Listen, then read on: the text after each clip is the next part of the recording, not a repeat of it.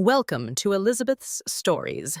Today we follow Margaret Thompson, a devoted mother who uncovers her son's fiancé's deceit. She orchestrates a daring wedding crash to expose a con artist, saving her son from ruin.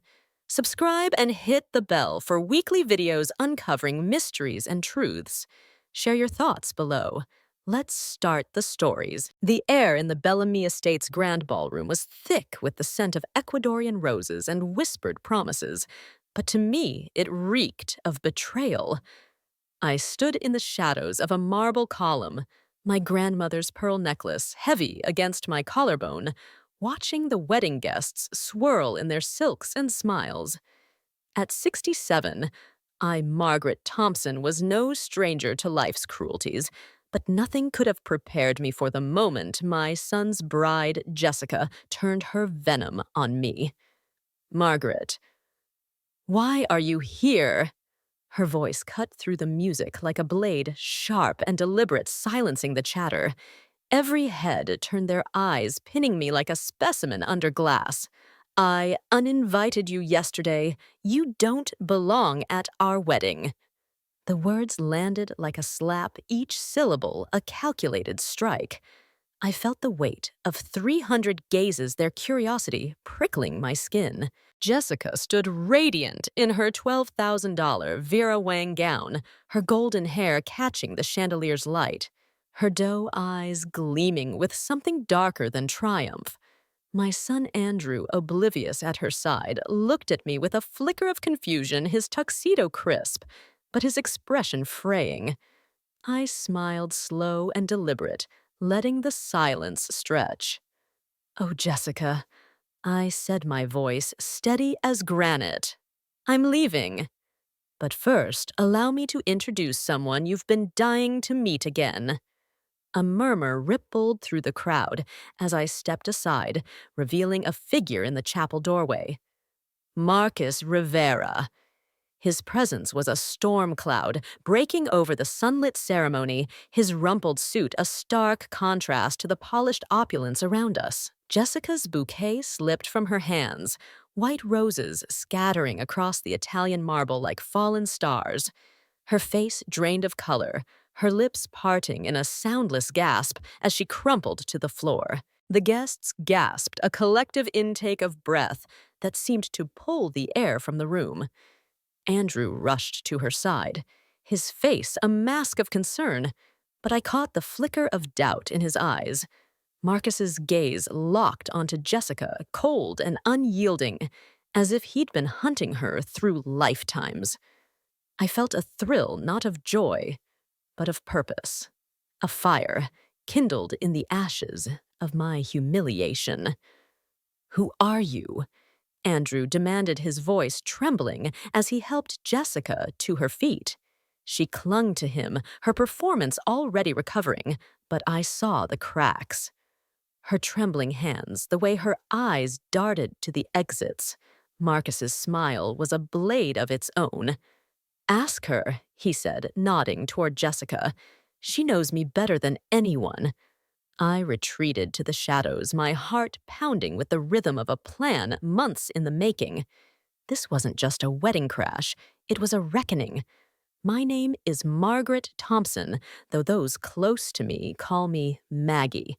A widow, a mother, a keeper of secrets. For 6 months, I'd poured my soul and 43,000 into crafting a fairy tale for my only son, Andrew, and the woman I thought was his salvation.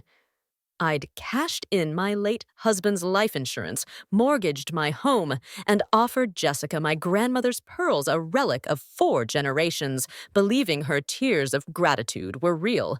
How wrong I had been. As Jessica's facade began to crumble under Marcus's stare, I felt the weight of my own transformation. This wasn't the story of a heartbroken mother. It was the tale of a woman who'd learned to wield her pain like a weapon. The guests whispered their voices, a low hum of intrigue, sensing the unraveling of something far deeper than a wedding gone awry. They had no idea how this day would end. But I did. I'd orchestrated every moment, every revelation to tear down the lies that threatened to destroy my son. The ballroom seemed to pulse with a hidden energy, as if the very walls of the Bellamy estate knew a storm was coming. Jessica's eyes met mine across the chaos, and for a fleeting moment I saw not just fear, but recognition. A predator, realizing she'd underestimated her prey. I held her gaze, my smile unwavering, and let her see the truth. I was no longer the grieving widow she'd manipulated. I was something else entirely. Margaret. She whispered, her voice barely audible over the rising murmurs. What have you done? I didn't answer. Not yet. The real answer would come soon enough, delivered not in words, but in the shattering of her carefully constructed world. As Marcus stepped forward, a manila folder in his hand, I felt the first threads of her lies begin to unravel. This was only the beginning. The Charleston air hung heavy with the scent of magnolias and secrets, the kind of stillness that seemed to whisper of hidden truths waiting to be unearthed. My home, a modest clapboard house nestled among ancient oaks draped in Spanish moss, stood as a sanctuary against the world's cruelties. At 67, I, Margaret Thompson, had learned to navigate loss. My husband James's death 3 years prior had carved a hollow in my heart, one I filled with devotion to our only son, Andrew. But when Andrew brought Jessica home, I believed I'd found a new light to banish the shadows, a daughter-in-law to complete the family I'd fought to preserve. It was a crisp autumn evening when I first met her, the kind of night where Charleston's cobblestone streets glowed under gaslight as if the city itself were holding its breath. Andrew stood in my doorway, his arm around a woman whose beauty seemed almost otherworldly. Jessica Miller was a vision, her golden hair cascading like a river of sunlight, her eyes a soft hazel that held the promise of spring. She wore a simple green dress that clung to her like a second skin, and her smile was warm, disarming, the kind that made you want to believe every word she spoke. Mrs. Thompson, she said, her voice a melody. Andrew's told me so much about you. I feel like I already know you. I invited them in my kitchen table set with the good china, a gesture to honor the woman who'd captured my son's heart. Over tea and lemon scones, Jessica wove a tale of a childhood fractured by a family who'd disowned her for choosing love over wealth. They wanted me to marry for money, she said, her eyes glistening with tears that seemed too perfect, too practiced. A banker in Chicago, someone cold and controlling. But I chose Andrew because he's kind, because he sees me. Her hand found his across the table, and Andrew's face lit up a boyish joy I hadn't seen since before James's illness. I believed her, then my heart aching for the girl who'd lost so much to follow her heart. I saw in her a chance to rebuild what death had taken a family whole and hopeful. Andrew, at 32, was a lawyer with a quiet strength, his dark hair and steady eyes a mirror of his father's. He'd carried the weight of James's loss with a grace that made me proud. But there was a vulnerability in him, a longing for connection that Jessica seemed to fulfill. She spoke of her work as a pediatric nurse, her voice softening as she described soothing sick children volunteering at animal shelters, her compassion a beacon that drew us both in. I've always wanted to help people, she said, her gaze meeting mine with an intensity that felt almost too deliberate. It's why I love Andrew. He's the kind of man who makes the world better. But even in those early moments, there were shadows in her story, fleeting as whispers in a storm. She mentioned growing up in Savannah, then corrected herself to Chicago, her laugh too quick, too bright.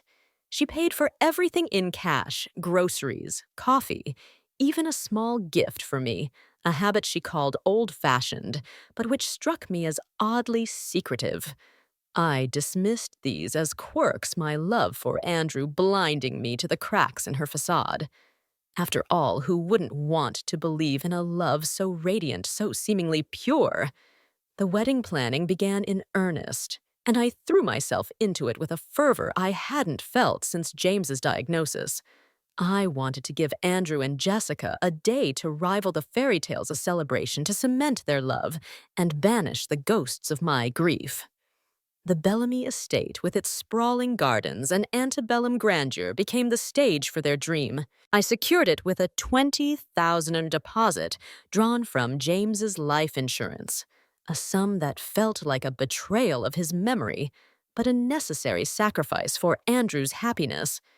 The estate's ivy-covered walls and rose-lined paths seemed to promise eternity, their beauty a mirror of Jessica's own. Jessica's gown was a Vera Wang masterpiece, 12,000 of ivory silk that draped her like a second skin, requiring 3 fittings to perfect its elegance. I watched her twirl in the boutique, her laughter echoing like music, and felt a pang of pride, as if she were my own daughter. "It's perfect, Mrs. Thompson," she said, her eyes meeting mine in the mirror. "You've made this so special." I smiled, ignoring the way her gaze lingered a moment too long, as if calculating the cost of my devotion. The flowers were another extravagance, 2,000 white roses flown from Ecuador's misty highlands, their petals soft as whispers against the estate's marble floors. I arranged for them myself, negotiating with the florist to ensure every detail was flawless. The catering, the photographer, the string quartet, all were chosen with care, each contract signed with a trembling hand as I mortgaged my home to cover the mounting costs. By the time I had spent $43,000, my savings were nearly depleted, but I saw it as an investment in Andrew's future, a future where he'd build a family with a woman who seemed to love him as fiercely as I did. The final touch was the pearl necklace, a relic passed through 4 generations of Thompson women, its luster carrying the weight of love and loss.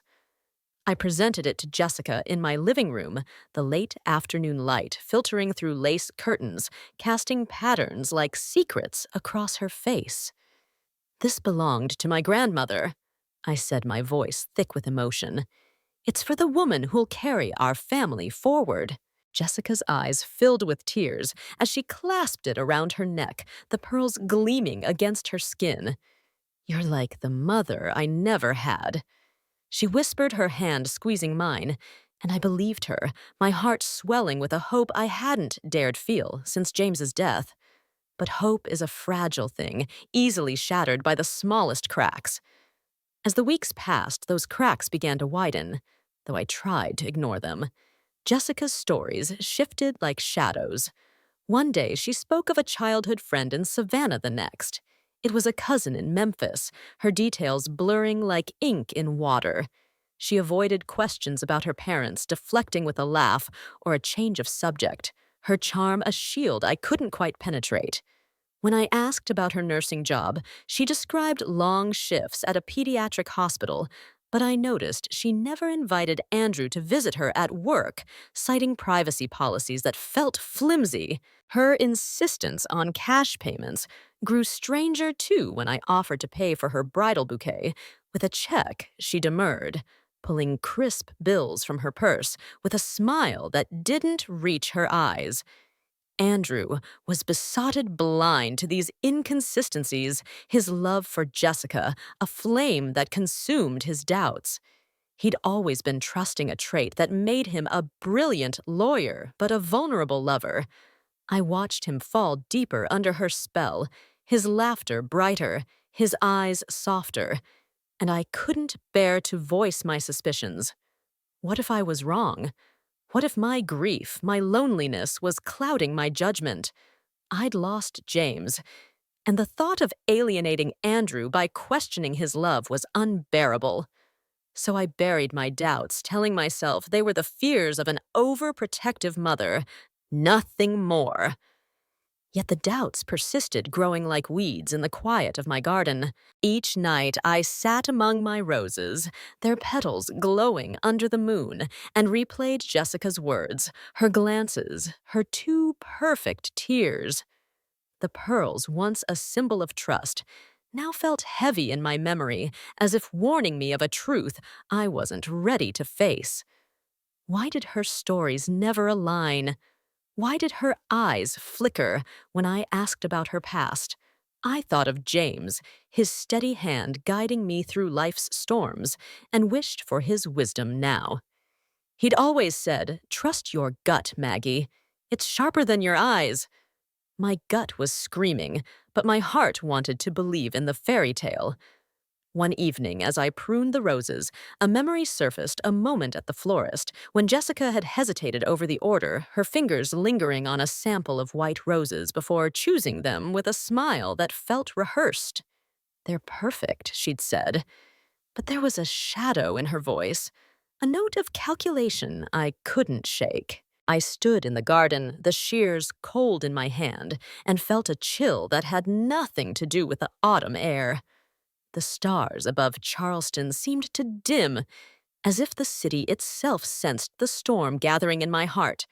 I returned to the house, the pearls still in their velvet box, untouched since Jessica had worn them. I opened it, their luster catching the lamplight, and felt a pang of unease. They were more than jewelry. They were a legacy, a promise of love that spanned generations. Had I given them to a lie? The thought was a splinter in my mind, sharp and unrelenting. I closed the box, my resolve hardening like the oak outside my window. If Jessica was hiding something, I would find it.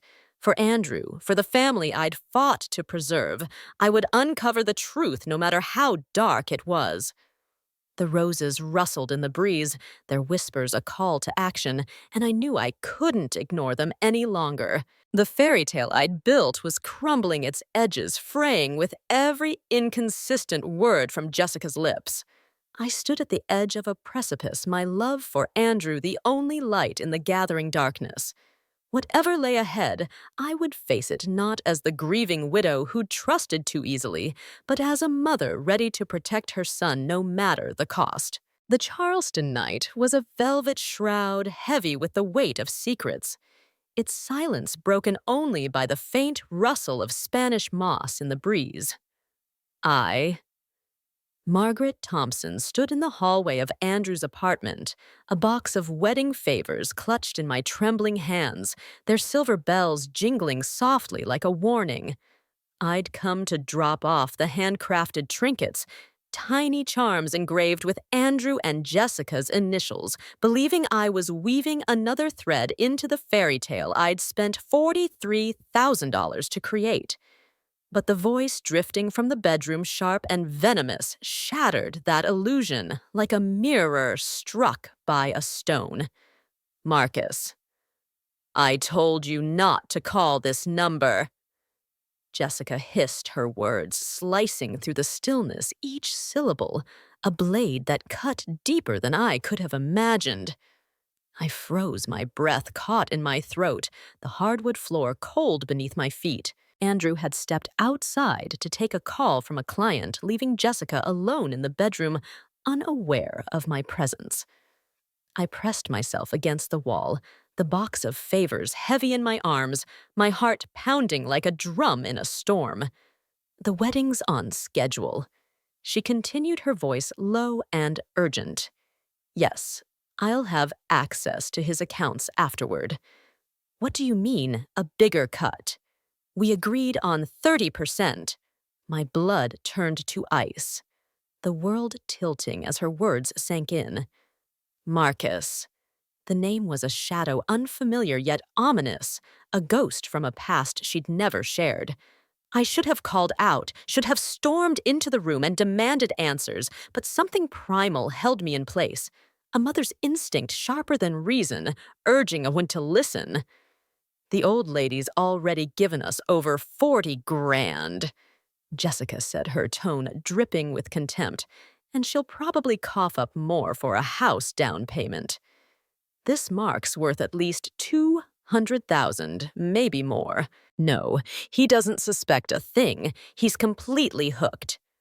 Mark. My son Andrew reduced to a pawn in her game. The box slipped in my hands, and I caught it just before it hit the floor, the bells muffled against my chest as my pulse roared in my ears. Jessica's voice grew colder, more calculating. He's a mama's boy, Marcus.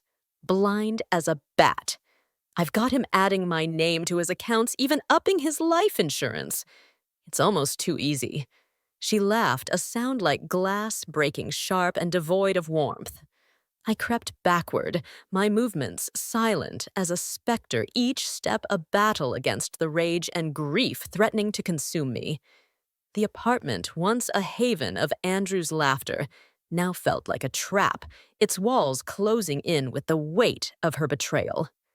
I reached the door, slipping out into the Charleston night, the air thick with the scent of jasmine and deceit. 3 blocks away, I climbed into my car, my hands shaking so violently I could barely grip the wheel. The world blurred, tears burning my eyes as I pulled over under a street lamp, its light casting long shadows across the dashboard. I was hyperventilating, my breath coming in ragged gasps, the reality of Jessica's words crashing over me like a tidal wave. She wasn't Jessica Miller, the pediatric nurse with a heart of gold.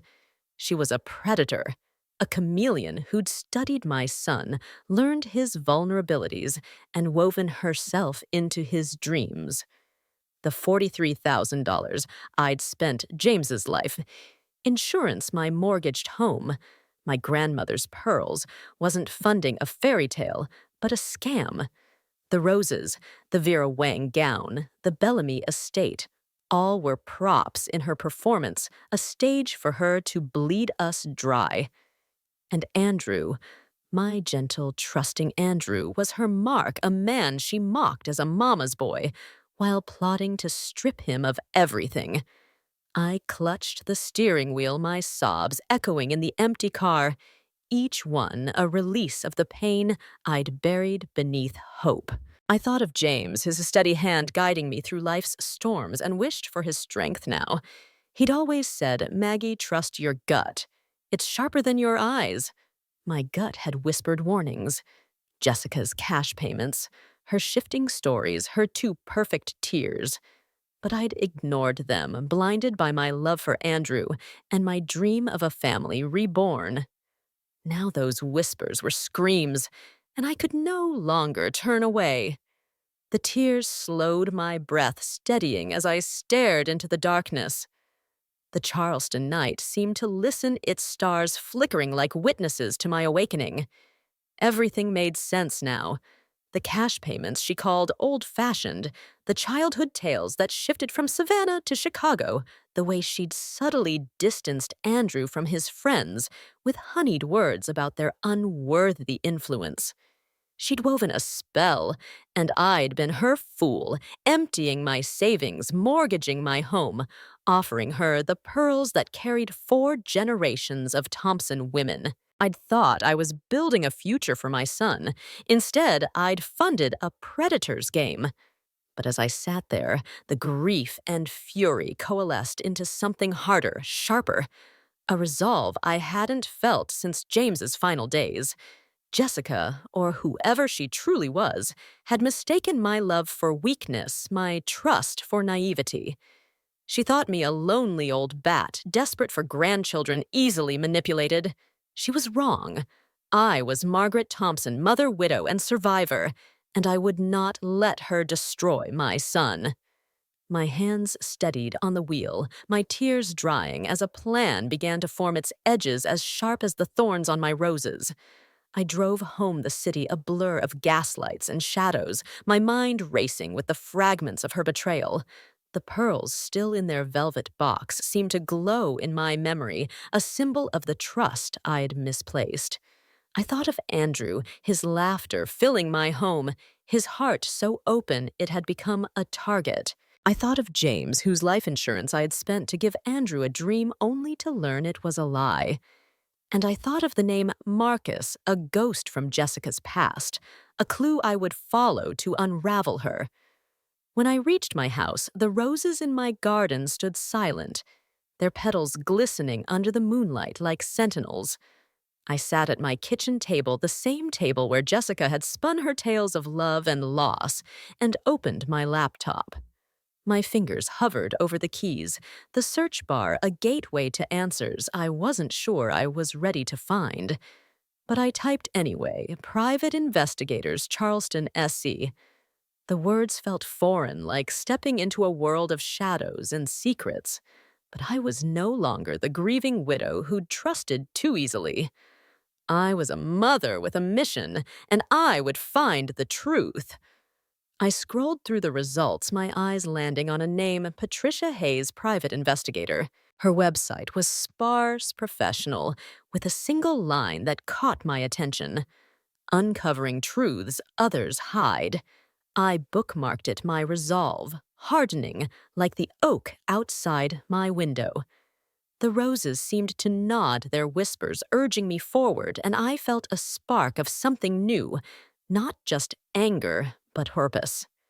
Jessica had played her game, but I was learning the rules, and I would play to win. I closed the laptop, the kitchen bathed in moonlight, the pearls resting in their box like a promise. I whispered to the empty room, "You will not destroy my son." The words were a vow carried by the night's silence, a pledge to Andrew, to James, to the legacy I'd fought to preserve. The Charleston stars seemed to flicker in agreement, their light a beacon guiding me toward justice. I didn't know who Marcus was or how deep Jessica's lies ran, but I would find out. The storm was coming, and I was ready to be its architect. The Charleston dawn broke like a fractured mirror, its crimson light spilling across my kitchen floor, jagged and unyielding, as if the city itself sensed the storm brewing within me. I, Margaret Thompson, stood at the edge of a war I never imagined waging my heart a crucible where grief had forged a fierce resolve. The truth I'd overheard in Andrew's apartment, the venomous words of Jessica Miller, or whatever her true name was, had shattered the illusion of the fairy tale I'd spent $43,000 to create. My son Andrew, my only son, was a mark in her game, a pawn she planned to bleed dry with a smile. She had mistaken my love for weakness, my trust for naivety, and I would make her pay for that miscalculation. I sat at my worn oak table, the morning coffee untouched its steam, curling like a specter in the dim light. My laptop glowed with a search I'd never thought I'd make Private Investigators Charleston, SC. The words felt foreign, as if I'd stepped into a noir novel, a widow turned avenger in a world of shadows and deceit. My fingers trembled as I typed not from fear, but from a fire kindling within me, a mother's instinct sharpened into a blade. Jessica thought she'd played me the lonely old bat, desperate for grandchildren. She was about to learn how dangerous a desperate mother could be.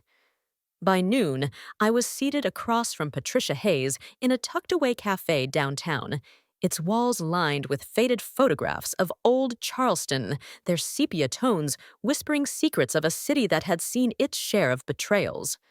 Patricia, a former detective with steel-gray eyes and a demeanor as sharp as a guillotine, sipped her black coffee as I recounted the damning phone call. "Marcus, I told you not to call this number," I quoted, my voice low, each word a wound reopened. She said, "Andrew's a mark worth at least $200,000. She's already taken $40,000 from me, and she's planning to clean out his accounts after the wedding. She called him a pathetic mama's boy." Patricia's eyes narrowed, her fingers drumming a slow rhythm on the table, a predator assessing her prey. "Mrs. Thompson, what you're describing is a classic romance scam twisted into a marriage plot. These people are artists, chameleons who study their targets, learn their desires, and become their perfect dream. until the mask falls. Her words were a cold confirmation of the dread pooling in my gut, but they also lit a spark of clarity. Jessica wasn't just a liar, she was a professional, and I needed a professional to unmask her.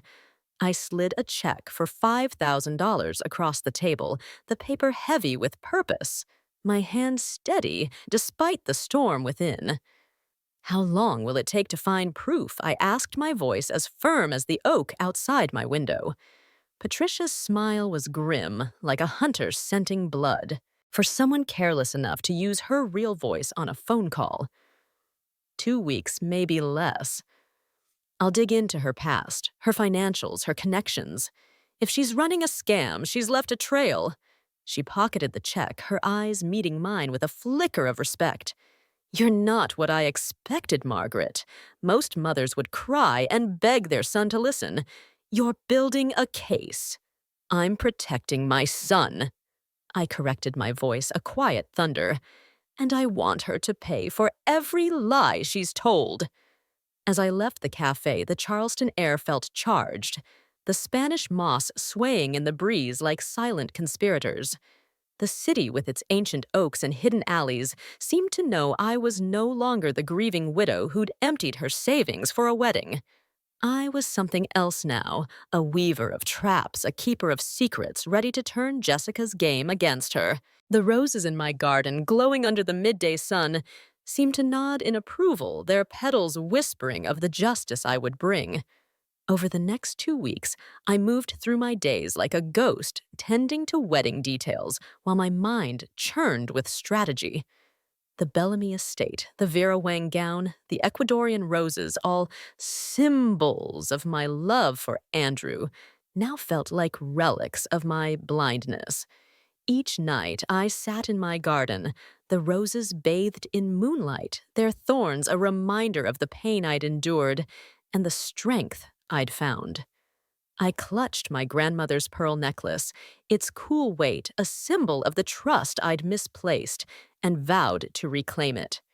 Jessica had taken my money, my son's heart, and my faith in love. She would not take my family. Patricia's call came on a gray afternoon, the sky heavy with the promise of rain, the kind that washes away illusions. I was pruning the roses, their thorns pricking my fingers, as if urging me to act when my phone buzzed. Margaret, you'll want to sit down for this, Patricia said, her voice grim, laced with a weight that made my heart lurch. I sank onto a stone bench, the garden's silence amplifying her words. Jessica Miller doesn't exist. Your son's fiancée is Sarah Collins, 29, from Tampa. She's been arrested 3 times for fraud, convicted once. She works with accomplices, usually men who pose as family or lovers, to sell her lies. My breath caught the world tilting as her words sank in like stones in a still pond. Sarah Collins.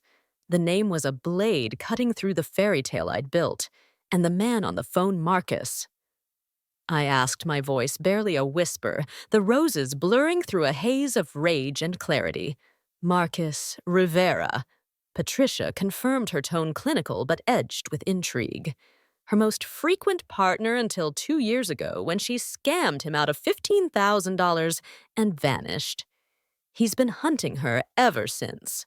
Her pediatric nurse job, a facade. She volunteers just enough at a free clinic to make it believable, but there's no record of her at any hospital.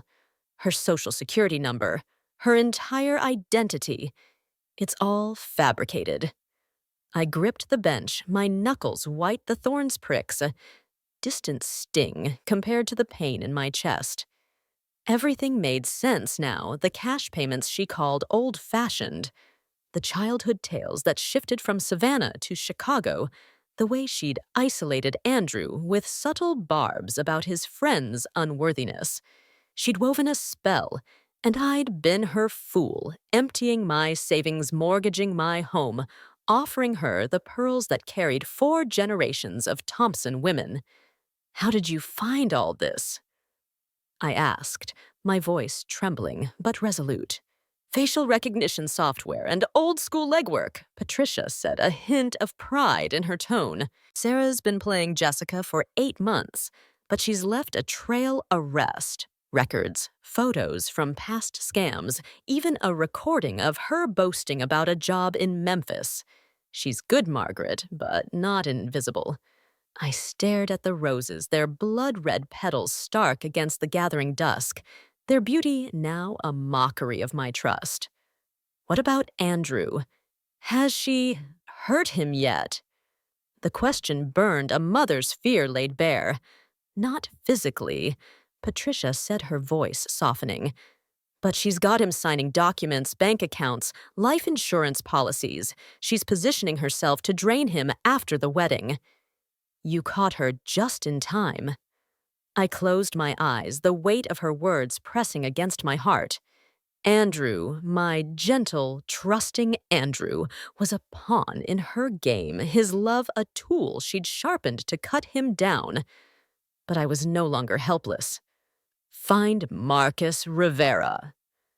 I said, my voice harder than I recognized, a steel forged in the fire of betrayal. I need him. There was a pause, a flicker of intrigue in Patricia's silence. What are you planning, Margaret? Her tone held a mix of caution and admiration, as if she sensed the storm I was summoning. A reunion?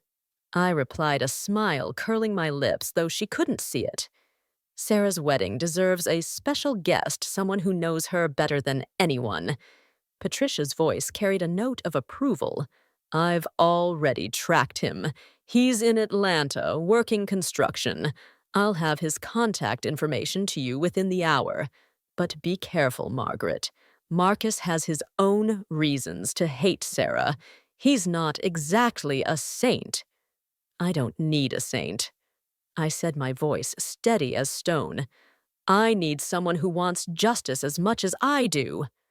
I hung up the storm clouds, breaking to release a soft rain that pattered against the roses, their petals glistening like witnesses to my resolve. The garden seemed to breathe with me, its silence a promise that I was on the right path. Sarah had built her empire on lies, but I would dismantle it with truth. I imagined her walking down the aisle, radiant in her $12,000 gown, my pearls at her throat, believing she'd won. She had no idea the ghosts of her past were converging, guided by a mother's love and a hunger for retribution. An hour later, Patricia's email arrived with Marcus's number and a brief dossier. Marcus Rivera, 32, a former con artist turned construction worker. His life derailed by Sarah's betrayal in Memphis. He'd been her partner in scams across 3 states, only to become her victim when she vanished with his share of a $15,000 haul. The dossier included a photo, a man with sharp features, dark eyes shadowed by loss, his jaw set with a determination I recognized. He was no hero, but he was a weapon, and I would wield him carefully. I waited until dusk, the sky bruised with storm clouds, before dialing his number. The line crackled with the hum of a construction site in Atlanta, a world away from Charleston's elegance. Marcus Rivera speaking. He said, his voice cautious, edged with a hardness that spoke of old wounds. Mr. Rivera, I'm Margaret Thompson. I began, my tone steady as the roses in my garden. I believe you know my son's fiancée, Sarah Collins, not Jessica Miller.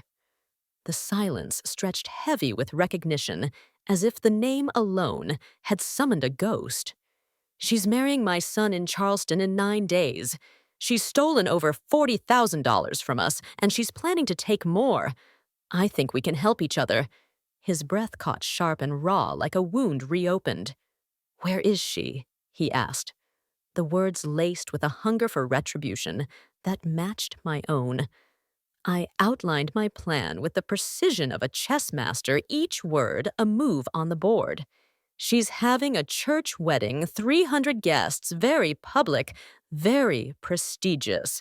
She thinks she's untouchable, basking in her triumph. What if her past walked through those doors right in the middle of it? You want me to crash the wedding? There was a spark of admiration in his voice, tempered by caution, as if he were testing the ground beneath him. I want you to expose her. I said, my voice low and deliberate, the rain outside, a soft drumbeat to my words. In front of everyone, she's deceived especially my son. She called him a pathetic mama's boy, Mark, planning to drain his accounts and disappear within 6 months. Does that sound familiar? His intake of breath was sharp, a wound torn open. She screwed me over in Memphis, he said, his voice hard with memory. Took 15,000, my watch, even a ring I was stupid enough to buy, left me with nothing but a hotel bill and a rental car debt. I've been looking for her for 2 years. Then this is your chance. I said my words, a quiet fire stoked by the rose's whispers. For justice. For both of us. Marcus was silent for a long moment, the hum of the construction site fading into the background. When he spoke again, his voice was resolute, a blade sharpened by time. What's the plan? Mrs. Thompson, how do we take her down? I leaned back in my chair, the pearls resting in their velvet box on the table, their luster catching the lamplight. You'll come to Charleston the morning of the wedding, I said, my voice steady as stone. Wait in your car near the Bellamy estate until I give you the signal, a text, nothing more. I've been uninvited thanks to Sarah's lies, but I know a garden entrance hidden behind ivy-covered walls. I'll be there watching from the shadows. When the moment's right, you'll walk in carrying the proof. Patricia's gathering photos, records, whatever she finds. You'll tell the guests who she really is, and I'll make sure Andrew sees the truth. Marcus let out a low whistle, a mix of surprise and respect. You've thought this through. What's in it for you besides saving your son? I smiled, though he couldn't see it. The rain outside softening to a gentle patter. Justice, Mr. Rivera. Plain and simple justice. She took my trust, my money, and nearly my son. I want her to face the truth in front of everyone she's fooled. We spoke for 20 minutes, plotting with the care of conspirators in a shadowed court. Marcus would bring copies of Sarah's arrest records, photos from her past scams, and a recording Patricia had promised, a damning clip of Sarah boasting about her exploits. I'd coordinate with Patricia to ensure the evidence was airtight, ready to shatter Sarah's facade in front of 300 guests. The garden entrance, a narrow path I'd scouted during my visits to the estate, would be my way in unseen by Sarah's watchful eyes. I'd memorized its twists, a labyrinth leading to her downfall. As we finalized the plan, Marcus's voice softened, a rare vulnerability breaking through his hardened exterior. You're tougher than you sound, Mrs. Thompson. Most people would have given up after hearing that phone call. I touched the pearls, their cool weight grounding me, a reminder of the legacy I was fighting for. I've raised a son, buried a husband, and survived 67 years in the South, Mr. Rivera. I'm tougher than I look. He chuckled, a sound like gravel shifting, rough but warm. I believe it. I'll be there. Just give me the signal. I hung up the rain, now a soft lullaby against my window, the roses in my garden glistening like sentinels in the moonlight. The weight of my anger lifted, replaced by a purpose as clear as the Charleston stars. Sarah had played her game, weaving a web of lies to ensnare my son, but I was no longer her prey. I was the hunter, and her wedding would be the stage for her reckoning. The pearls, the roses, the city itself seemed to whisper their approval, their silence, a promise that justice was near. The days that followed were a blur of preparation, each move a thread in the tapestry of my plan. I kept my conversations with Andrew brief, my voice warm but distant, preserving the illusion that I was stepping back from the wedding. I'm thinking of a little trip to Savannah. I told him the lie, bitter on my tongue, but necessary to keep him safe. I met with Patricia again, reviewing the evidence she'd gathered, a dossier thick with Sarah's past, each page a nail in her coffin. I studied the garden entrance on a map, timing my approach to avoid detection. And I weighted the roses, my silent counsel, their thorns, a reminder of the pain I'd endured and the strength I'd found. As the wedding day drew closer, the Charleston air grew heavy with anticipation, as if the city itself sensed the storm I'd summoned. I imagined Sarah in her stolen gown, walking down the aisle, believing she'd won. She had no idea the ghosts of her past were converging, guided by a mother's love and a hunger for justice. Marcus would be her mirror, reflecting the truth she'd buried.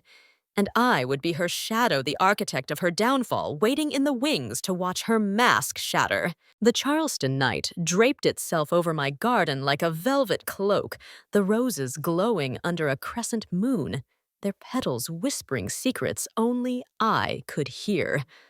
I, Margaret Thompson, stood at the threshold of a reckoning. My heart, a forge where love and fury had melded into a weapon of precision. The truth I'd uncovered about Sarah Collins, Jessica Miller, as she'd deceived us, had transformed me from a grieving widow into a strategist, a mother who would not let her son be prey to a predator's lies. The $43,000 I'd poured into her fairy tale wedding, the pearls I'd placed at her throat, were now symbols of my blindness, but they would also be the instruments of her downfall. The wedding was 6 days away, and I was ready to unravel her web thread by treacherous thread. I sat at my kitchen table, the same worn oak where I'd once sipped tea with Sarah, believing her tears were real. Now it was my war table strewn with notes, vendor contracts, and Patricia Hayes's dossier on Sarah, a thick file of arrest records photos, and a chilling recording of her boasting about past scams. My laptop glowed in the dim light, its screen open to the Bellamy Estates payment portal where I'd wired $23,000 for the venue. My fingers hovered over the keyboard, a tremor of resolve running through me. Canceling the payments was the first step, a quiet act of defiance that would sow chaos in Sarah's carefully orchestrated plan. I dialed Mrs. Sullivan, the estate's coordinator, her number memorized from months of wedding planning. The line rang, each tone a heartbeat in the silence of my kitchen. "Mrs. Thompson, it's late," she answered. Her voice tinged with surprise, the faint clink of dishes suggesting she was at home. "Is everything all right with the wedding?" I took a breath, steadying myself, the roses outside my window seeming to lean closer, as if eager to hear. "Mrs. Sullivan, I need to cancel the Bellamy estate contract." I said, my voice calm but unyielding like the oak that stood sentinel in my yard. "There's been a change of plans. I'd like the deposit refunded if possible." There was a pause, heavy with disbelief. "Cancel? But the ceremony is in 6 days. The vendors, the setup. Everything's in motion. Are you sure?" Her tone was gentle, laced with concern, but I could hear the undercurrent of panic, the logistical nightmare I was unleashing. "I'm sure," I said, my voice steady as stone. "It's a personal matter. Please notify the caterer, the florist, and the band as well. I'll handle any penalties, but the wedding is off." The words felt like a blade, sharp and final, cutting through the illusion I'd helped build. Mrs. Sullivan hesitated, then sighed. "I'll start the process, Margaret, but the deposit may not be fully refundable. I'll need written confirmation and a meeting to finalize the cancellations. Can you come by tomorrow? I'll be there," I said, my gaze drifting to the pearls on the table, their luster catching the moonlight. "Thank you, Mrs. Sullivan." I hung up the silence, rushing back, but it was no longer oppressive. It was alive with purpose. Canceling the payments would disrupt Sarah's plans, forcing her to scramble to reveal cracks in her facade. She'd counted on my money, my trust, to fund her escape after she'd drained Andrew's accounts. Now I was pulling the rug out from under her, and she wouldn't see it coming. The next morning, I drove to the Bellamy estate, the Charleston air thick with the scent of salt and impending rain. The estate loomed before me, its ivy-covered walls and rose-lined paths no longer a stage for love, but a battlefield for truth. Mrs. Sullivan met me in the office, her face etched with concern as she handed me a stack of cancellation forms. "This is unprecedented, Margaret," she said, her pen tapping nervously against her desk. "The vendors are already preparing. 2,000 roses are due to arrive tomorrow. Are you certain about this?" I nodded, signing each form with a steady hand. The ink. A declaration of war. "I'm certain," I said, my voice low. The pearls at my throat, a reminder of the legacy I was protecting. "It's for my son." She didn't press further, her eyes softening with understanding, and I left the estate lighter, the first thread of Sarah's web severed.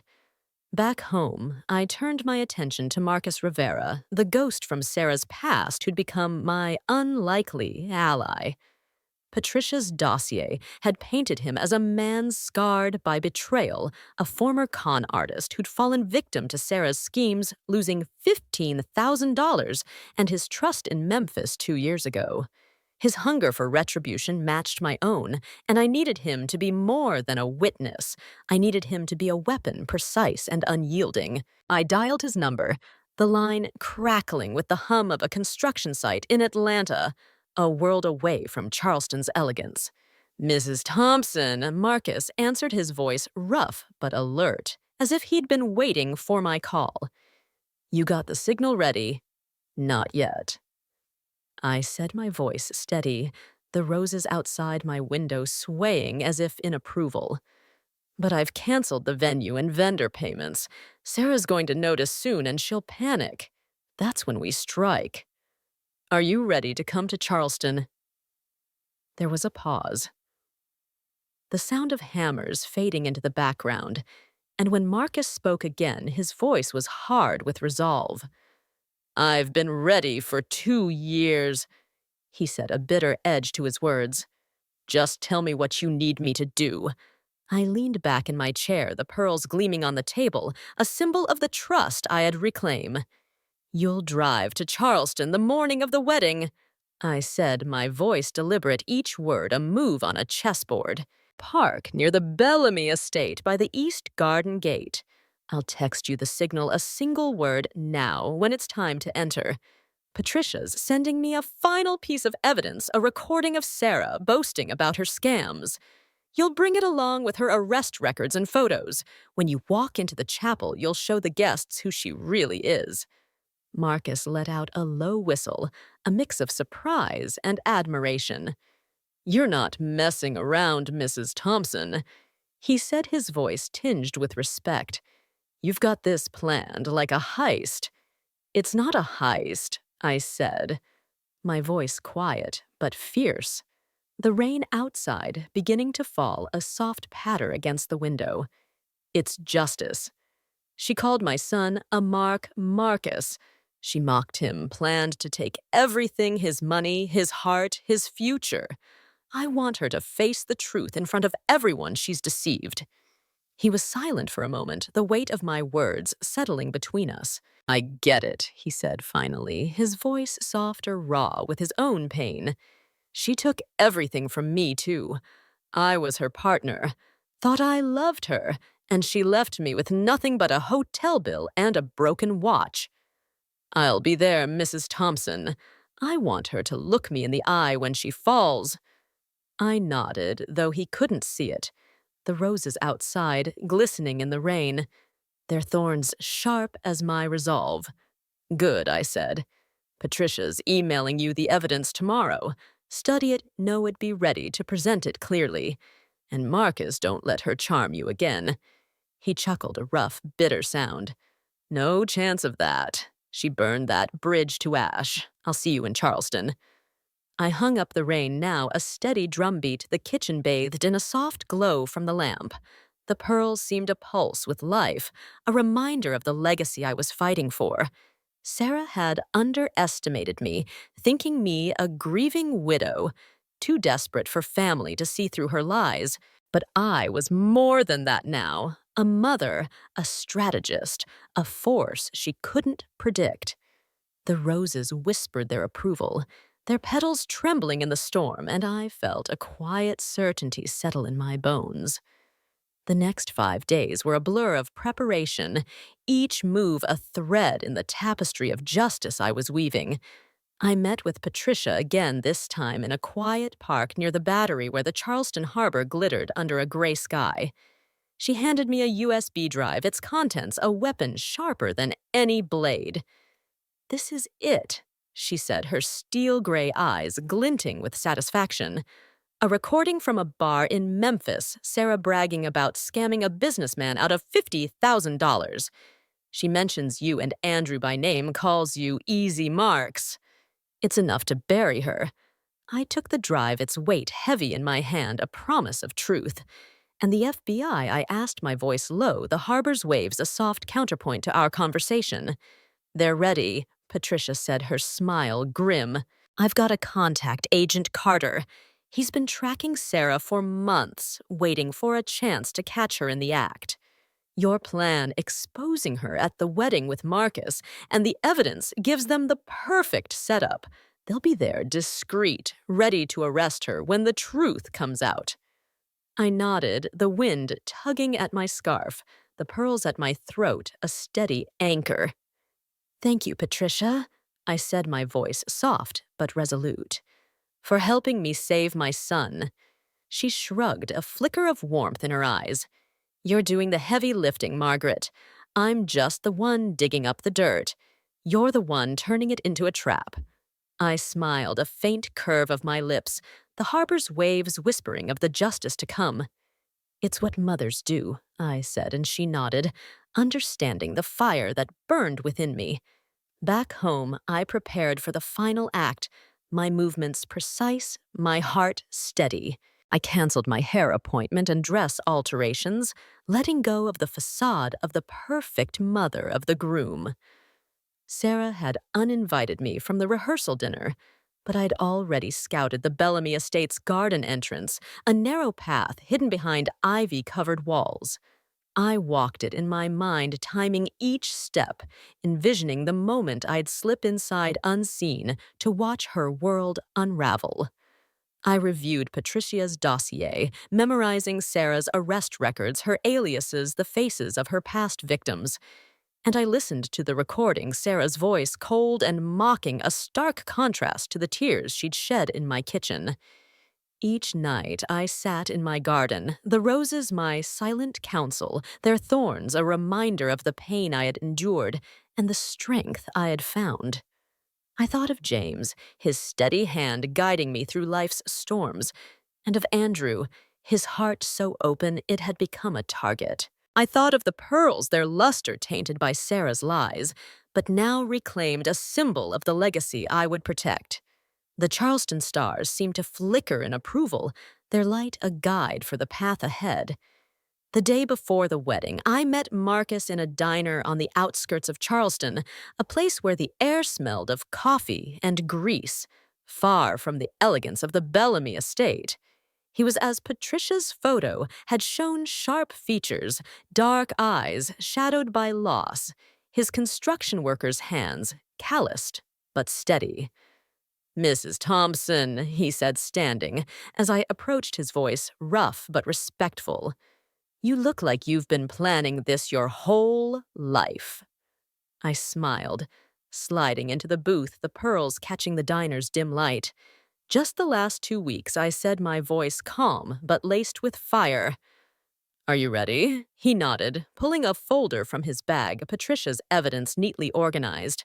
"I've got everything," he said, tapping the folder. "Arrest records, photos, the recording. I know what to say, how to say it. She won't see me coming."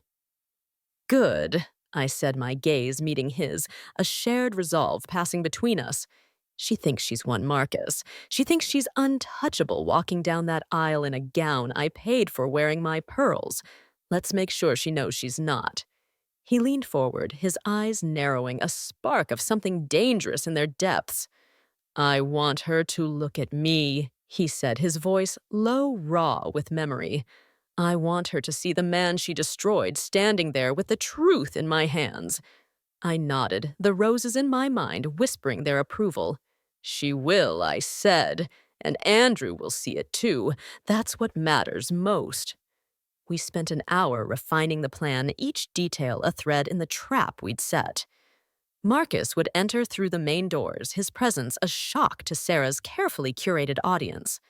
I'd be in the shadows, watching from the garden entrance, ready to step forward if needed.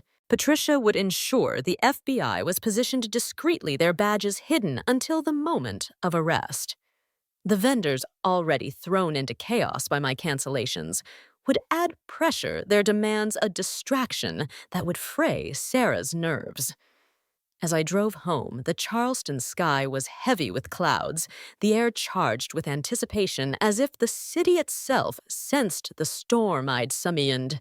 I imagined Sarah preparing for her triumph, unaware that her past was converging on her, guided by a mother's love and a betrayed man's vengeance.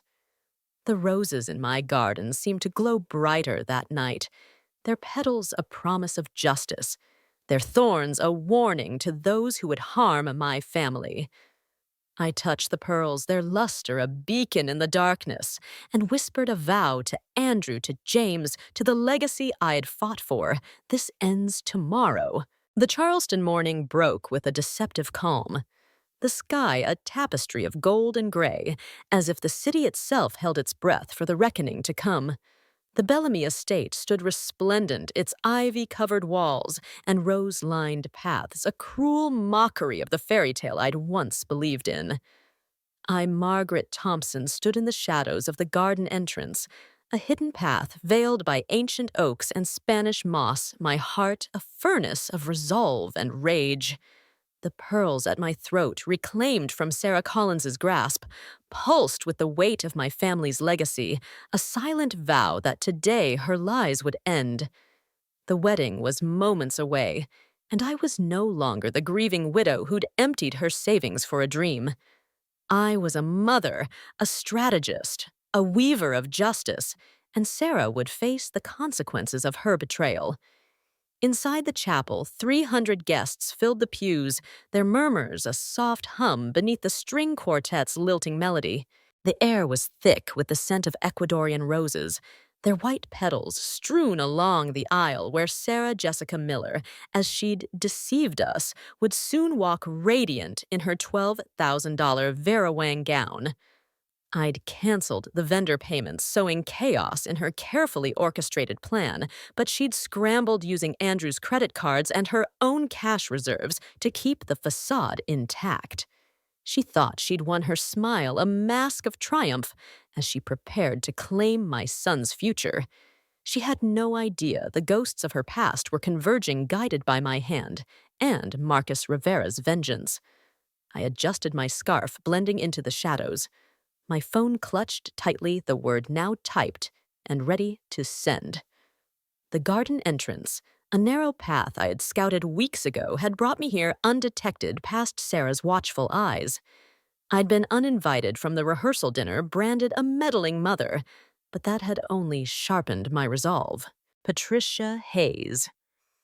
My private investigator had armed me with evidence arrest records, photos, a damning recording of Sarah boasting about her scams. Marcus, her former partner and victim, was parked nearby, waiting for my signal. His folder of proof, a weapon as sharp as my intent. And the FBI, alerted by Patricia's contact, Agent Carter, lurked in the crowd, their badges hidden, but their presence a promise of justice. The quartet's music swelled, signaling the bride's entrance, and my pulse quickened. A drum beat, echoing the roses' whispers. I peered through the ivy, catching a glimpse of Sarah as she stepped into the chapel, her gown shimmering like moonlight, the pearls my pearls gleaming at her throat. She'd demanded to wear them, claiming sentiment, but I knew they were a trophy, a symbol of her triumph over me. Andrew stood at the altar, his tuxedo crisp, his dark eyes bright with a love I knew was doomed. My heart ached for him, for the boy who'd trusted too easily, but I steeled myself. This was the moment I'd planned for the moment her mask would fall. The guests rose their murmurs, fading into a reverent hush as Sarah glided down the aisle, her smile radiant, her eyes fixed on Andrew with a practiced adoration. I gripped my phone, my thumb hovering over the send button, the roses in my mind urging me to act. But I waited, my breath shallow, knowing the timing had to be perfect. Sarah reached the altar, her hand slipping into Andrew's, her laughter soft and melodic, a siren's song that had ensnared us all. The officiant began his voice, a solemn drone, and I felt the weight of the moment, the precipice of truth. Then a ripple in the crowd, a murmur like a wave breaking. The chapel doors creaked open, and Marcus Rivera stepped inside his silhouette, stark against the sunlight, his construction worker's frame incongruous in a borrowed suit. The folder in his hands was a beacon, its contents a litany of Sarah's sins. The quartet faltered, their notes stumbling, and Sarah's smile froze her eyes, darting to Marcus with a flicker of recognition and fear.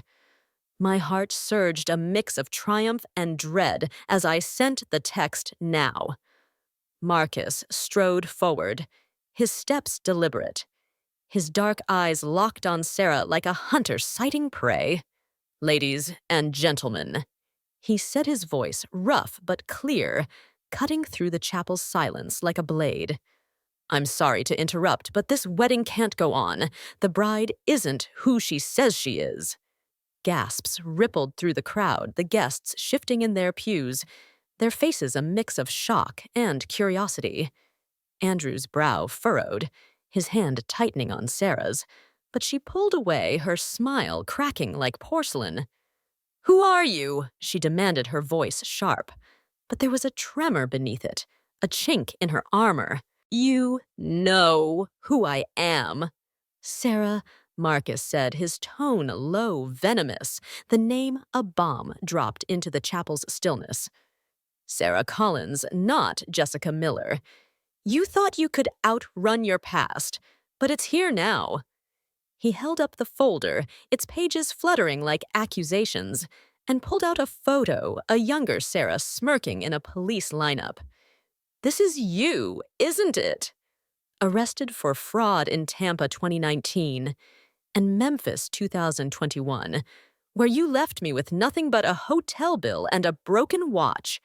Sarah's face paled, her eyes wide with panic, but she recovered quickly, her voice rising in a desperate plea. "This is ridiculous, Andrew. He's lying. I don't know this man." She turned to the guests, her hands trembling, the pearls at her throat glinting like a noose. "He's trying to ruin our day." Andrew's gaze darted between her and Marcus, confusion warring with doubt. "Jessica, what's he talking about?" he asked, his voice strained, the love in his eyes flickering like a candle in a storm. Marcus didn't flinch, pulling a USB drive from his pocket. "You want proof? Here's your voice." Sarah bragging about scamming a businessman out of $50,000. "You called Andrew Thompson a pathetic mama's boy, Mark, worth $200,000. Should I play it for everyone?" He gestured to the sound system, a challenge in his eyes, and the guests leaned forward, their whispers a rising tide. Sarah's composure shattered, her hands clutching her gown, her eyes darting to the exits. "You're insane," she cried, but her voice cracked, betraying her. "Andrew, please, you know me." I stepped from the shadows, my scarf falling away. My presence. A silent thunder in the chapel. The guests gasped, recognizing me. The mother uninvited now returned. "She doesn't know you, Andrew," I said, my voice steady, cutting through the chaos. But I know her, Sarah Collins, con artist liar thief. She took $43,000 from me, your father's life insurance, my savings, my home's mortgage. She planned to take everything from you, too. Andrew's eyes met mine, shock giving way to a dawning horror. Mom, he whispered, his voice breaking his hand, dropping from Sarah's. She reached for him, but he stepped back, his face a mask of betrayal. Before Sarah could speak, two men in dark suits rose from the back pews, their badges glinting as they moved forward. Sarah Collins I said, his voice calm but authoritative. You're under arrest for fraud, identity theft, and conspiracy. Agent Carter. Patricia's contact stepped into the light, his handcuffs gleaming like justice itself. The second agent flanked him, blocking Sarah's path to the aisle. She froze, her eyes wild, a cornered animal in a gown that cost my life's savings. You can't do this, she screamed, her voice shrill, the pearls at her throat trembling as she backed away.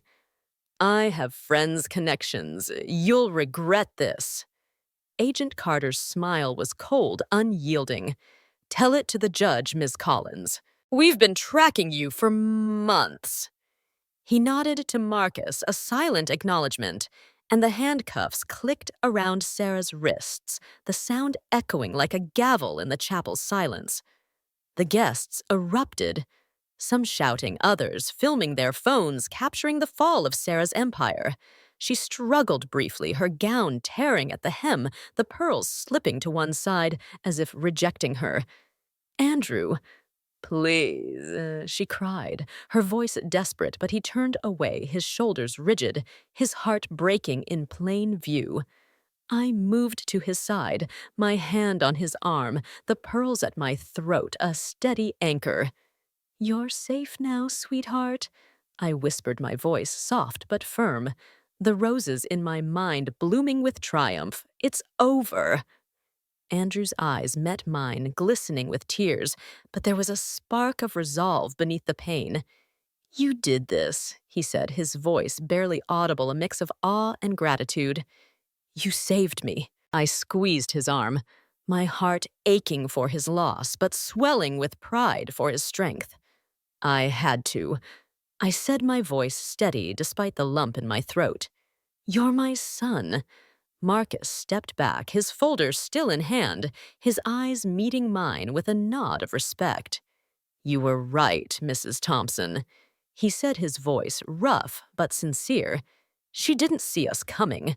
The FBI led Sarah away, her screams fading into the Charleston morning, the roses along the aisle wilting as if mourning the lie they'd adorned. The guests dispersed, their voices a chaotic hum, some offering condolences to Andrew, others whispering about the scandal. Mrs. Henderson.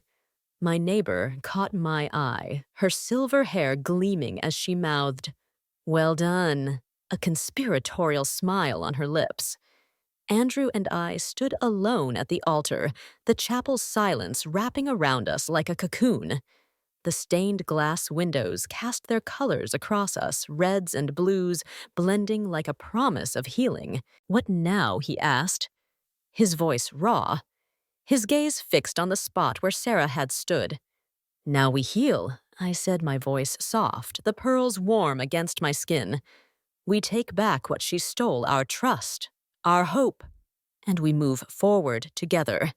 He nodded, a tear escaping to trace a path down his cheek, but his shoulders straightened, a man reclaiming his strength. I don't know how to thank you, Mom, he said, his voice thick with emotion. You saw what I couldn't. I smiled, my hand still on his arm, the roses outside whispering their approval. You don't need to thank me, Andrew, I said. Just promise me you'll keep your heart open even after this. Love is worth the risk, but next time, let me meet her first. He laughed, a broken but genuine sound, the first spark of light in the darkness of his pain. Deal, he said, his voice steadier now, his eyes meeting mine with a gratitude that warmed my soul. We left the chapel, the Charleston sun breaking through the clouds, its light a benediction on our victory. The roses in the garden seemed to bloom anew, their petals catching the sunlight as if celebrating the truth we'd uncovered. The pearls at my throat glowed with a quiet pride, a testament to the legacy I'd fought for. Sarah was gone, her lies exposed her. Empire crumbled, and we were free. The Bellamy Estate's chapel, once alight with the promise of a fairy tale, now stood silent, its stained glass windows casting fractured rainbows across the marble floor. The candles had burned low, their wax pooling like tears, and the Ecuadorian roses scattered in the chaos of Sarah Collins's arrest lay wilting, their petals curling like secrets exposed to the light. I, Margaret Thompson, stood at the edge of the nave, my grandmother's pearl necklace cool against my skin, a reclaimed relic of the trust I'd nearly lost.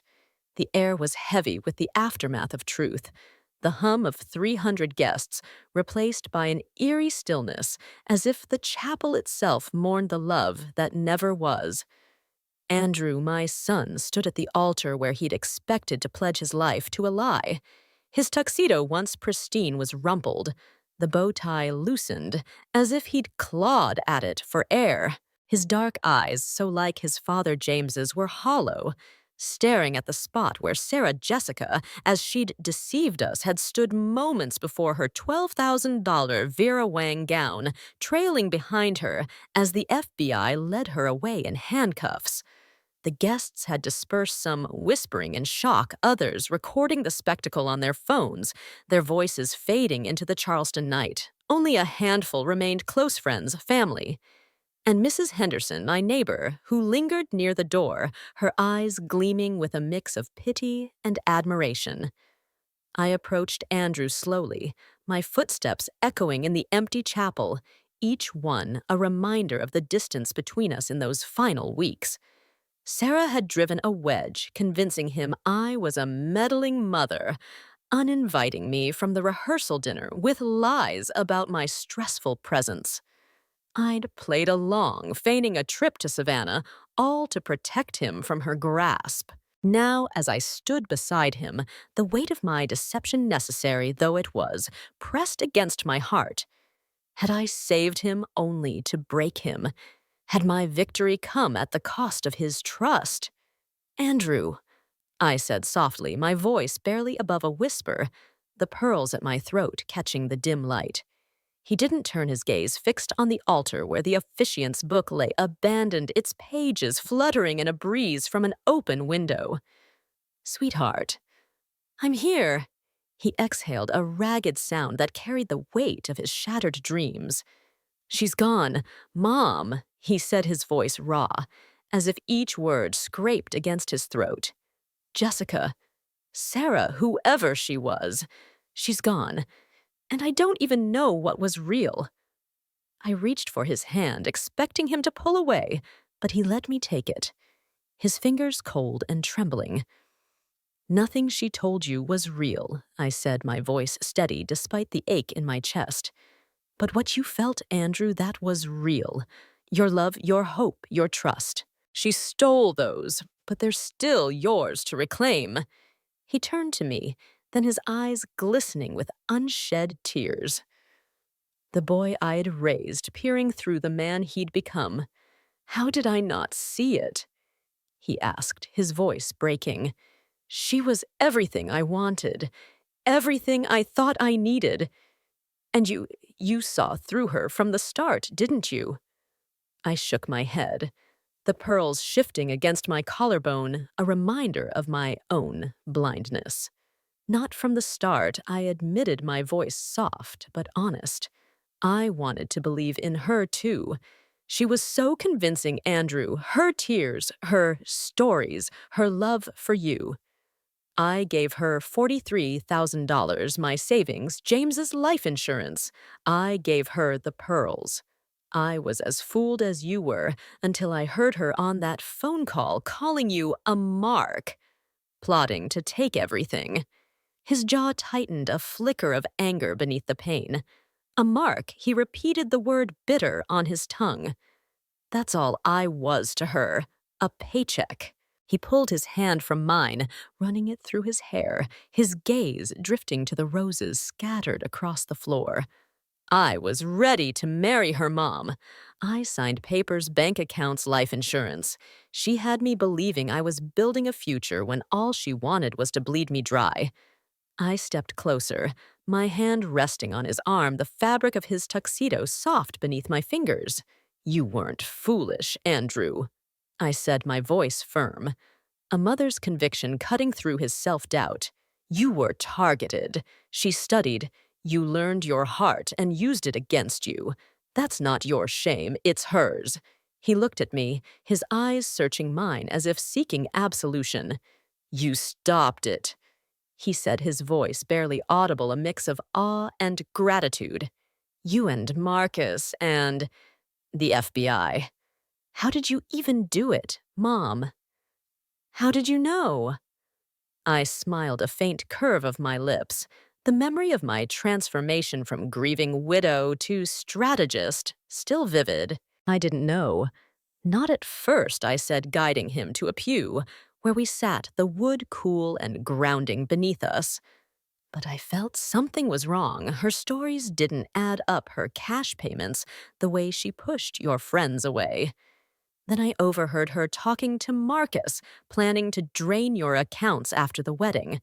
I hired a private investigator, Patricia Hayes. She uncovered Sarah's real identity, her arrests, her scams. Marcus was her old partner, someone she betrayed just like she betrayed you. I brought him here to show you the truth. Andrew's eyes widened, a spark of realization cutting through his pain. You orchestrated all of this, he said, his voice a mix of disbelief and admiration. The vendors, the chaos, Marcus walking in like some avenging ghost. You played her at her own game. I nodded, the pearls catching the light, a symbol of the legacy I'd fought to protect. I had to, Andrew. I couldn't let her destroy you. But I'm sorry it had to hurt so much. I'm sorry you had to see her unmasked in front of everyone. He shook his head, a tear escaping to trace a path down his cheek. Don't be sorry, he said, his voice stronger now, a fire kindling beneath the grief. You saved me, Mom. Not just my money, but my life. If you hadn't acted, I'd be married to a lie, waiting for her to vanish with everything I have. He paused, his gaze dropping to the floor where a single rose petal lay like a fallen star. I'm calling it off. The wedding's done. I can't go through with a ceremony that was built on her lies. I squeezed his hand, my heart swelling with a mix of pride and sorrow. You're sure I asked? Though I knew his answer, the resolve in his eyes, a mirror of my own. I'm sure, he said, his voice steady, a man reclaiming his strength. I'll tell the vendors, the guests, everyone. Let them keep the deposits. I don't care about the money. I just want this to be over. I nodded, my hand still in his, the chapel's silence wrapping around us like a cocoon. I'll help you, I said, my voice soft but firm. We'll face this together. He looked at me, his eyes glistening but resolute. And for the first time that day, he smiled, a small, broken thing, but a smile nonetheless. Thank you, Mom, he said, his voice thick with emotion, for seeing what I couldn't, for fighting for me when I was too blind to fight for myself. I pulled him into a hug, his head resting against my shoulder, as it had when he was a boy, the scent of his cologne mingling with the rose's fading perfume. I'll always fight for you, Andrew, I whispered, my voice trembling with the weight of my love. You're my son. No one will ever hurt you while I'm here. We sat there for a long moment, the chapel's silence a balm to the wounds we'd both endured. The stained glass windows cast their colors across us, reds and blues, blending like a promise of healing. I thought of James, his laughter a distant echo, and of the pearls, their luster a testament to the strength I'd found. I'd lost so much to Sarah's lies. $43,000, my trust, my dreams of a family reborn, but I'd gained something greater, the knowledge that I could protect my son, that love could be a weapon as sharp as any blade. As we rose from the pew, Andrew's hand still in mine, Mrs. Henderson approached, her silver hair gleaming under the chandelier's light. "Margaret, you're a force of nature," she said, her voice a mix of awe and delight. "That girl never stood a chance against you. And Andrew, you're lucky to have a mother like her." Andrew smiled, a flicker of his old charm returning. "I know Mrs. Henderson," he said, his voice steady. "I'm starting to see that." She patted his arm, her eyes twinkling. "You'll find someone worthy of you, dear. Someone who doesn't need a stage to prove her love." She winked at me, a conspiratorial gesture, and drifted back to the small cluster of guests, still lingering, their voices a soft hum in the background. We stepped outside, the Charleston night cool against my skin, the stars above bright and unyielding. The Bellamy Estates gardens stretched before us, their roses glowing in the moonlight, their thorns softened by the night's embrace. Andrew paused, his gaze lingering on the path where Sarah had been led away, her final words, threats of friends and connections echoing in my mind, but holding no power now. The FBI had heard their badges glinting like justice itself, and we were free. "I need to do this now," Andrew said, pulling out his phone, his fingers steady as he dialed Mrs. Sullivan, the estate's coordinator. "Mrs. Sullivan, it's Andrew Thompson," he said, his voice calm but resolute. "The wedding's canceled. Keep the deposit, but please let the vendors know there's no ceremony tomorrow." He paused, listening to her shocked response, then added, "It's for the best. Thank you for everything." He hung up his shoulders, relaxing, as if a weight had lifted, and turned to me. "It's done," he said, a faint smile tugging at his lips. "No more fairy tale." I nodded, my heart aching for his loss, but swelling with pride for his strength. "It was never a fairy tale. Andrew," I said, my voice soft, the roses rustling in agreement. "But what we have, our family, our love, that's real. And no one can take that away." He squeezed my hand, his smile growing, a spark of hope in his eyes. "You're right, Mom. And I'm not letting anyone fool me again. From now on, I'm listening to you." I laughed, the sound light and free, echoing through the garden like a promise. "Just don't start running background checks on every date," I teased, my voice warm, the tension easing like a tide receding. "But maybe let me meet them a little sooner." He grinned, a glimpse of the boy I had raised, his laughter, a beacon in the darkness we'd survived. "Deal," he said, his voice bright with a resilience I hadn't expected. "But I'm keeping you close, Mom. You're my secret weapon." We walked back to the ballroom where the remaining guests had gathered, their voices softer now, the jazz band playing a gentle melody that seemed to cradle the night. The roses scattered across the floor were gathered by a few friends, their petals a reminder of the beauty that could emerge from ruin. I stood beside Andrew, my hand in his, and felt a quiet certainty settle in my bones. We had faced betrayal and emerged stronger, our bond forged anew in the fire of truth.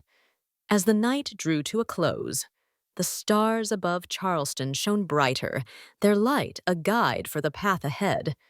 The gardens whispered their approval, their roses a testament to the strength we'd found. I thought of James, his love a steady presence in my heart, and of Andrew, his heart bruised, but unbroken. I was Margaret Thompson, mother, widow, and guardian of my family's legacy, and I had fought for my son with every fiber of my being. That was enough. The Bellamy Estates ballroom, once a glittering stage for Sarah Collins's grand deception, now glowed with a warmth that felt almost otherworldly, as if the very walls had exhaled the poison of her lies. The wedding that never was had transformed into a gathering stripped bare of pretense, raw and honest in the wake of catastrophe. I, Margaret Thompson, stood by the dessert table, my grandmother's pearl necklace resting lightly against my collarbone, no longer a weight of betrayal, but a talisman of triumph reclaimed. The band played a soulful jazz tune, its notes weaving through the chatter of 300 guests, their laughter mingling with the clink of champagne glasses under the chandelier's golden light. Charleston's night pressed against the tall windows, its stars winking as if in approval of the truth we'd uncovered, a silent chorus bearing witness to our victory. I watched my son Andrew move through the crowd, his tuxedo slightly rumpled, but his posture steady. A man navigating the wreckage of his heart with a grace I hadn't dared hope for. At 32, he'd faced the shattering of a love he'd believed was his salvation, yet here he was, thanking guests, accepting condolences, and even cracking a wry smile as he deflected their pity. My pride in him was not for his career as a lawyer or the achievements that lined his office walls, but for the quiet strength he showed, now a strength I'd nurtured through years of scraped knees and sleepless nights after his father James's death. Yet as I stood there, the adrenaline of my victory over Sarah, fading a quiet sadness, crept in like a shadow cast by the moonlight. Had I done right by him? Had my quest for justice, so meticulously woven, cost him his faith in love? The dessert table was laden with untouched wedding cake, its ivory frosting a mockery of the celebration that never came. I traced a finger along the edge of a plate, wondering if it was appropriate to indulge when the day had been anything but sweet. The roses scattered across the room seemed to wilt under the weight of memory, their petals curling like secrets finally spoken. I thought of James, whose life insurance had funded this disaster, and of the pearls passed through 4 generations of Thompson women now reclaimed from a liar's throat.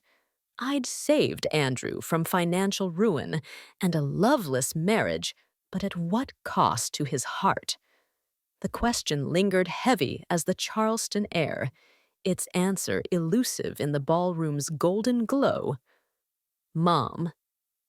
Andrew's voice broke through my reverie, soft but steady, and I turned to find him beside me, 2 glasses of champagne sparkling in his hands. His eyes, once clouded with the haze of Sarah's spell, now held a clarity that both comforted and pierced me. His dark hair was must, a boyish trait that tugged at my heart, but his gaze was that of a man who'd seen truth's sharp edges. "You look like you're carrying the world's weight again," he said, offering me a glass, his smile gentle but knowing. I accepted it, my fingers brushing his, the touch a quiet anchor in the storm of my thoughts. Just wondering if there was a gentler way to do this, sweetheart. I admitted, my voice low, almost lost in the jazz's mournful notes.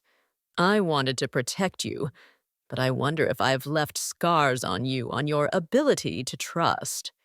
He shook his head, his lips curving in a half-smile that held more wisdom than I'd expected. You think I'd have listened if you'd sat me down and called Jessica a con artist? I'd have accused you of jealousy, of trying to keep me under your wing forever. Sarah had me wrapped around her lies, Mom. I was blind. He sipped his champagne, his eyes distant for a moment as if revisiting the moments he'd ignored her cracks. What changed my mind wasn't Marcus storming in, or even those recordings. It was her face when she saw you step from behind that column. For a split second, her mask slipped, and I saw the truth, a cold, calculating stranger who'd played me for a fool. His words stirred a lump in my throat, memories of my own blindness flooding back. I'd seen Sarah's charm, her golden hair and doe eyes, and believed her tears were real. I'd given her my trust, my money, and the pearls that carried my family's legacy, only to learn she was a predator who'd studied us like prey. What did you see in that moment, Andrew? I asked, my voice barely above a whisper, the champagne glass cool against my palm. Respect, he said, his tone tinged with awe, as if he'd glimpsed something mythic. She realized she'd underestimated you, that you'd outplayed her at her own game. You weren't just a mother protecting her son. You were a force she couldn't predict, a shadow she didn't see coming. He paused, his eyes searching mine, a flicker of pride beneath the pain. You're tougher than I ever realized, Mom. I laughed, a sound lighter than I had felt in months, the weight of guilt easing like mist under sunlight. Harder, perhaps not. More motivated, definitely. I raised my glass, the bubbles catching the chandelier's glow, a silent toast to the strength we'd found together. I couldn't let her destroy you, Andrew. Not after everything we've been through. He clinked his glass against mine, the sound a quiet vow, sharp and clear in the ballroom's hum. To Justice, he said, his voice steady, served ice cold with a side of public reckoning. I smiled, my heart swelling with a warmth I hadn't felt since James's laughter filled our home. To family, I countered, and knowing when to fight for those you love. The ballroom pulsed with life, the guests shedding their formal facades as the night deepened. The band shifted to a bluesy melody, its notes curling like smoke through the air, and couples began to dance, their movements free and unscripted, as if the chaos of the day had liberated them from expectation. Mrs. Henderson, my neighbor with a penchant for gossip, grabbed my arm as she passed, her eyes gleaming with admiration. Margaret Thompson. You're a sly one, she said, her voice a conspiratorial whisper, her silver hair catching the light like a halo. I never trusted that girl, too pretty, too sweet. Real women have edges, and you've got them in spades. I chuckled, her words a balm to the doubts that lingered in the corners of my mind. Thank you, Mrs. Henderson, I said, my voice warm but firm. Sometimes edges are all we have. Andrew worked the room like a seasoned diplomat, his charm masking the pain I knew he carried.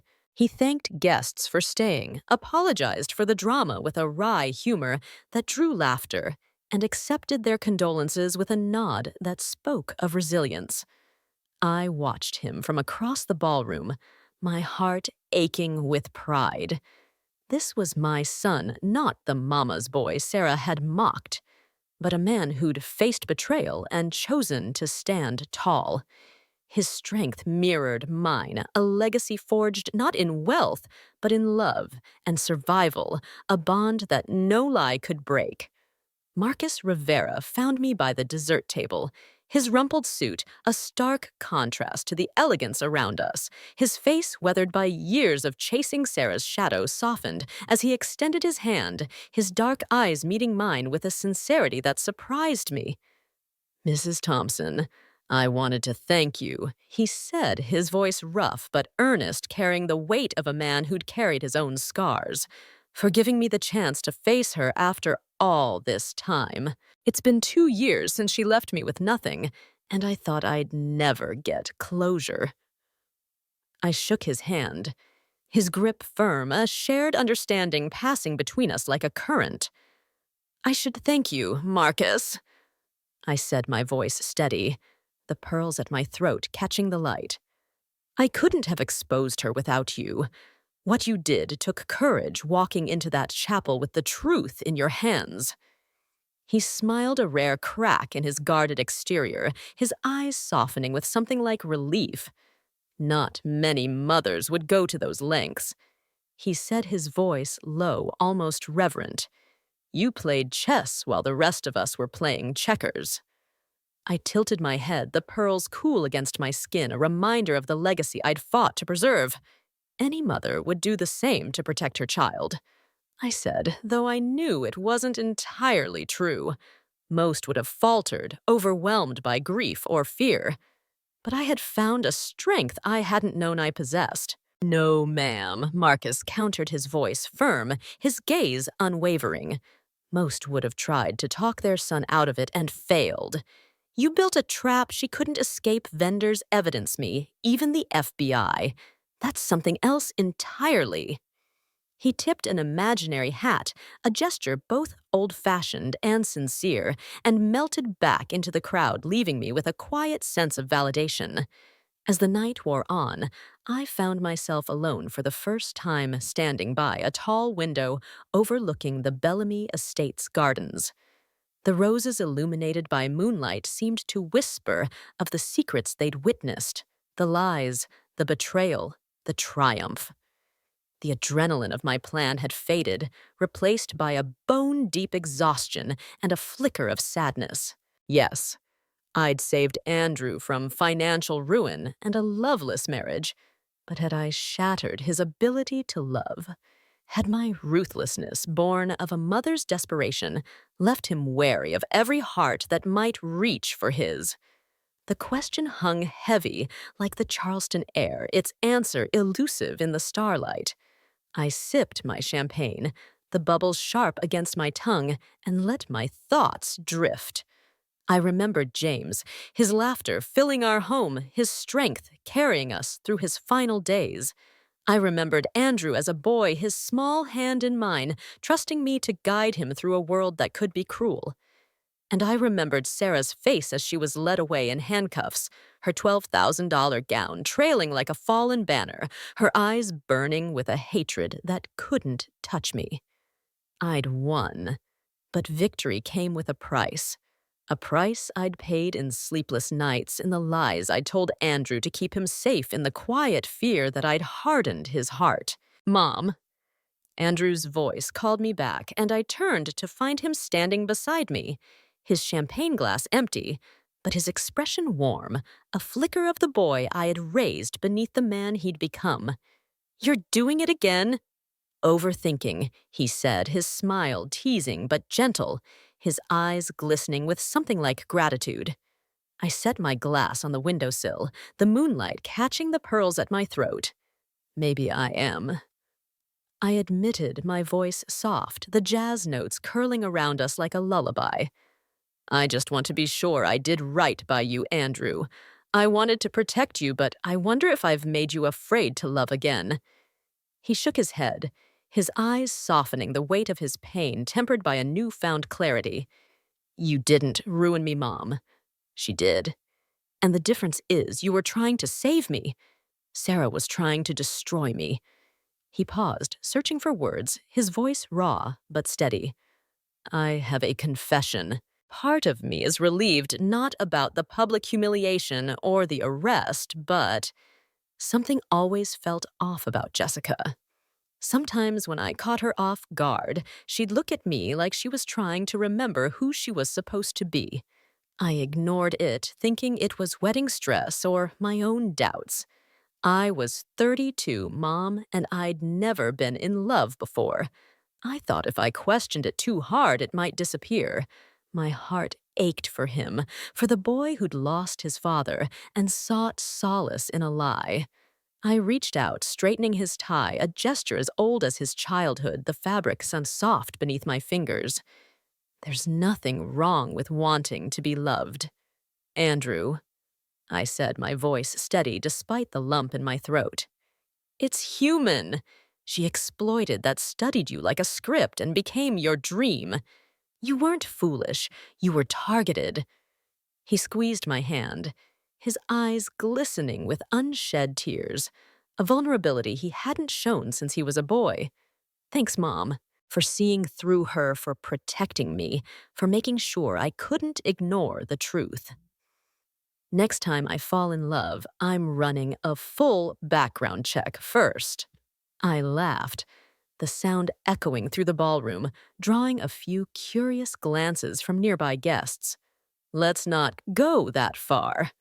I said, my smile warm, the tension easing like a tide receding. Just introduce me earlier next time. He grinned, a glimpse of the boy I had raised beneath the man he'd become, his laughter a beacon in the darkness we'd survived. Deal. But I've learned something important today. Never underestimate a Thompson woman. We're more dangerous than we look. I smiled, feeling lighter than I had in months, the weight of my doubts dissolving like mist under the Charleston sun. Your grandmother would have been proud, I said, touching the pearls at my throat, their luster a promise of the future. She'd have loved watching you stand up to her, even if it broke your heart. Andrew raised his empty glass, a mock toast to the night, his smile a mix of humor and resilience. Here's to justice, Mom, and to family who fight for you, even when you're too blind to see it. I lifted my glass to meet his imaginary one, the gesture sealing a bond forged through fire. To knowing when to fight and when to trust again, I said, my voice steady, the pearls warm against my skin.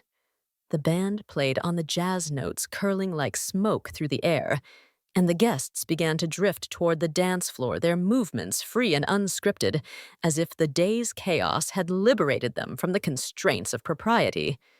The roses, once symbols of Sarah's deception, now seemed to bloom anew, their petals catching the moonlight as if celebrating our triumph. Charleston's stars shone brighter, as if the city itself had witnessed our victory and approved its ancient oaks and cobblestone streets, bearing silent witness to our resilience. As the night drew to a close, I stepped outside, the cool air a balm against my skin, the garden stretching before me like a labyrinth of memory and redemption. The roses rustled in the breeze, their whispers a lullaby of peace, their thorns softened by the starlight. I thought of Sarah's final words, her threat of friends and connections, but they held no power now. The FBI had her, and the truth had us. Andrew would heal his heart bruised but not broken, and I would be there, as I always had, to guide him through the scars. I touched the pearls, their luster, a promise of a future where Andrew would find a love worthy of them, a love that didn't hide behind lies. The roses seemed to nod their petals, glistening like tears of joy, and I felt a quiet certainty settle in my bones.